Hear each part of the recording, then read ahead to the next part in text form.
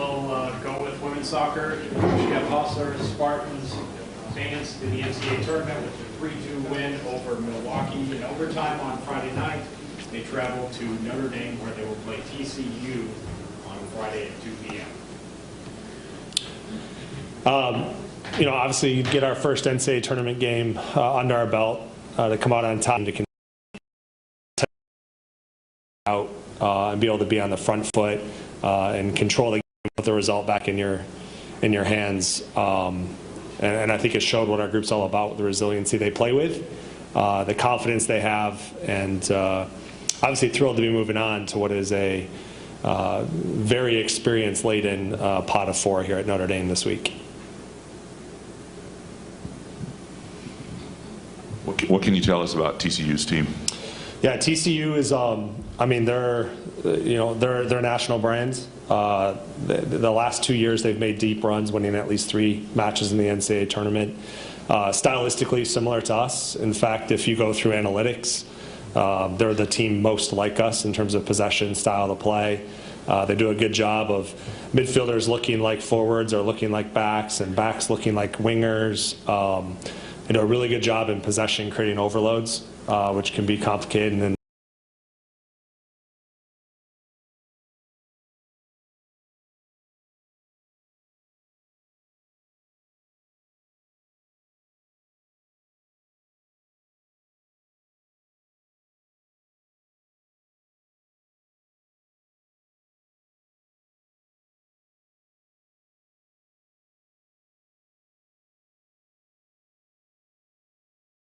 last week,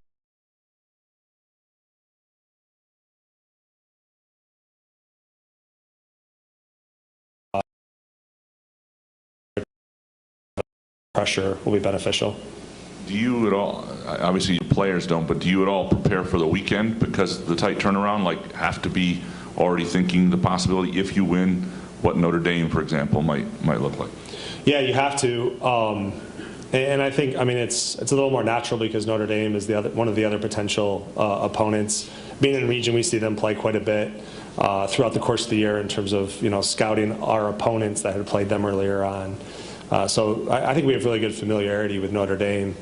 Santa Clara is a little bit different. Obviously, I had a chance this weekend to watch them play because they played over the weekend with Cal. And that's another program, won a national championship and was in the College Cup 2 of the last 3 years. So you have to look to some of that. I wouldn't say looking ahead to it, but you have to be aware of it to set yourself up to. And depending on how the game situation is on a Friday, you may also have to manage specific players for that matchup on Sunday. One more for me. Obviously, the seed may have not been the most favorable seed in the world given the season you had. Is there an advantage at all, other than who Notre Dame is, to being this close to home in terms of atmosphere, fan travel, parents, whatever it might be? Yeah, I think so.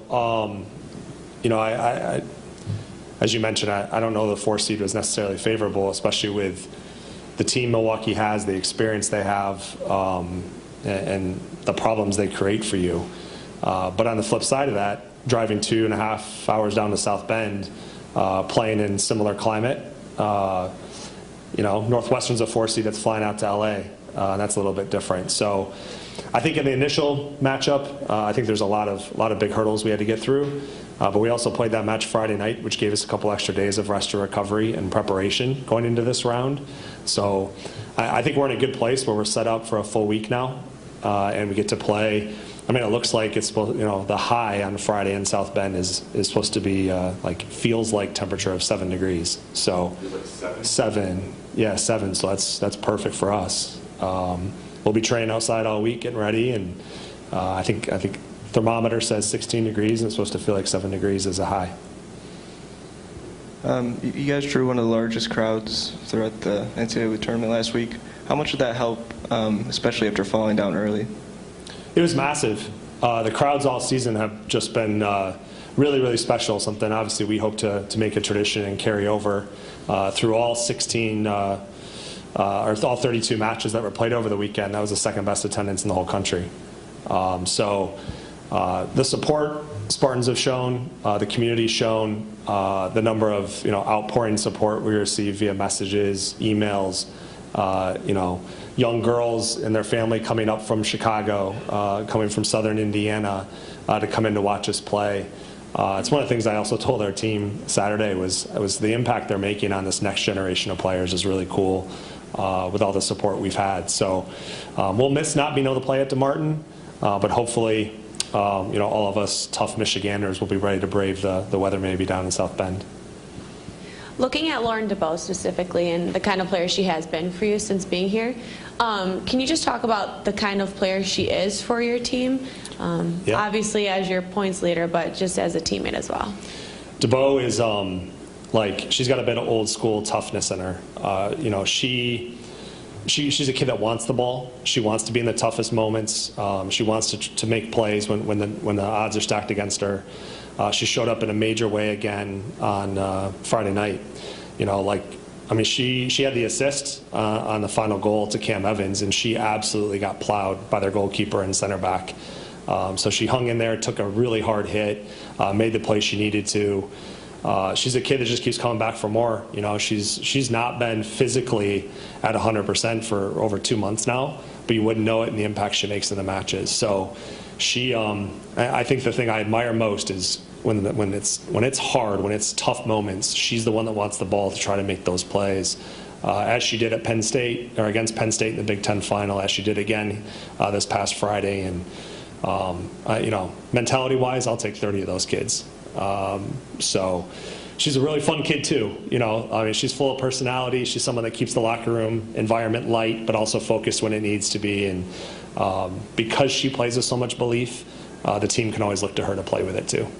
And looking at what you guys have been able to do this season, have you been able to step back and have the girls realize just how special what they've done is, or do you think it's still kind of business right now? Yeah, the season's such a grind. You just get lost in the day-to-day, the focus that you have to improve. And, with what we've been able to do with all the nationally ranked wins, winning the Big Ten, doing it undefeated, you have to have some reflection, because that's what the grind is all for, is to see your best effort, to see your best team performances, and ultimately, hopefully, to get those results. So we take those moments, you win a match, to really reflect on it that night, reflect on it a little bit the next day, we're together, all the positive things that came from it, and then focus on what we have to do to continue to be better. So I think the majority of the reflection comes after the season's over, when you look back and the impact that this group has made, how special these players using their last year of eligibility have been with this turnaround and what they've done. But you have to reflect back in the moments, because otherwise what are you doing it for if it's just always the grind? Jeff, not to belabor the seeding thing, but we get this in basketball once in a while. It's like they've almost got 2 slots for a team, and the winner's going to go here and the loser's going to go there. We couldn't quite figure out your seed. Do you think that had something to do with it? That would make sense, Jack. I think, in the end, our RPI hurt us a little bit. We slid down from an 11 to 15 after the loss to Penn State. Penn State moved up from a 9 or 10 to 6 in the RPI. And I think looking back in hindsight, again, this is just kind of first scans and other coaches talking a little bit, is I think the committee really relied heavily on RPI and Big Ten, or not Big Ten, but conference tournament results in the end. So, it is what it is. We're here now. And Matt, like I said, we're the newcomer to this party on Friday. TCU's been doing this the last few years. Santa Clara's been doing it. Notre Dame, a rightful 1 seed with the way they've been playing, and they're just steamrolling people right now. So, we're just looking to go, kind of have that same mentality I've had all year. Be the newcomer, play loose, play hard, and let our work and performance do the rest. Coach, you've mentioned the resiliency of your squad, and I walked by you at halftime and kind of give you a fist bump. You didn't even want to look at anything or anyone. You were locked in.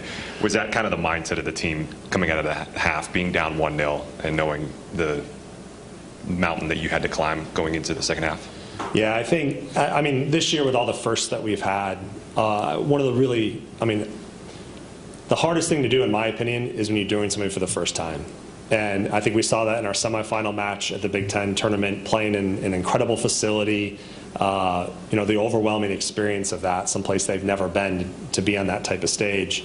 We obviously did better in the final. I thought we were much better, we were much sharper, despite not having the result.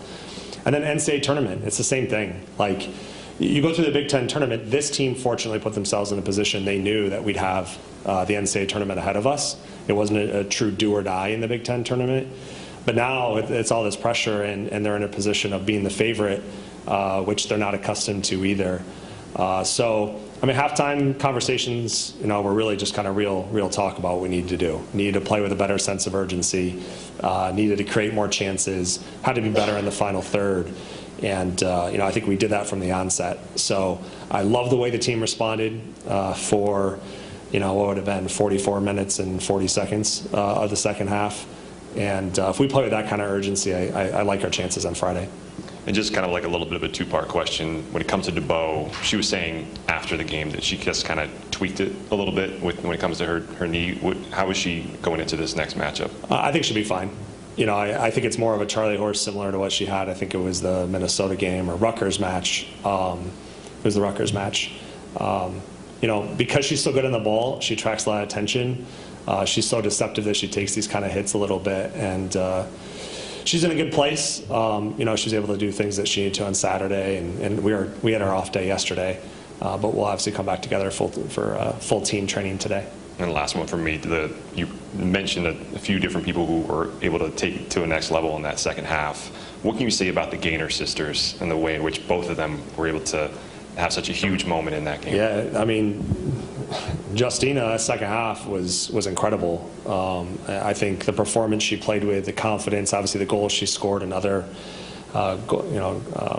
goal-scoring chances that she generated, I think is a glimpse into what Justina, I think, will be in her time here at Michigan State. She's been one of our most consistent players over the last 4 weeks. She was Big Ten All-Tournament team, and she really had to step up when we lost Emerson Sargent. A lot more of the midfield had to be going through her. She had to be making decisions. She had to play more minutes, and she's really taken that in stride and lifted our team. And Celia had a rough first 5 minutes to the match, and we made the change with Reagan Dalton, who is playing really, really well right now for us. But man, it shows the resolve Celia Gaynor has, because she came back in the second half in a different position, gave us the minutes that we needed, obviously scored as well. And when the Gaynor sisters are clicking, we're definitely playing better soccer. So I was thrilled for them, both for different reasons, but the impact they're making is really big for us. All right, Coach. All right, thanks all.